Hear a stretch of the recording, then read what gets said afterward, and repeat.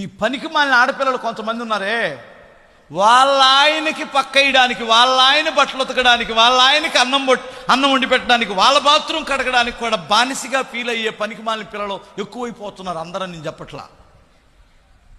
నేనెందుకు తావాలి, నేనెందుకు కడగాలి, నేనెందుకు బానిసినా, కుక్కనా వాళ్ళ ఇంట్లో, ఆయనకి నేనేమన్నా కుక్కనా? ఇంకెట్లా అంటే ఏం చెబుతామమ్మా, ఈ గోలంతా ఎందుకు, నీకు పెళ్ళొద్దు పాడొద్దు, రాజాలాగా బతుకు,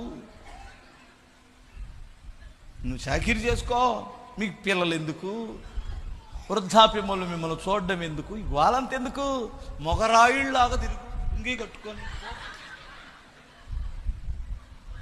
ఈ పెళ్లి చేసుకోవడం, ఈ పిల్లలు పుట్టడం, వాళ్ళ చీమిడి తీయటం, వాళ్ళ గడగడం, ఈ గోలంతా నీకెందుకమ్మా?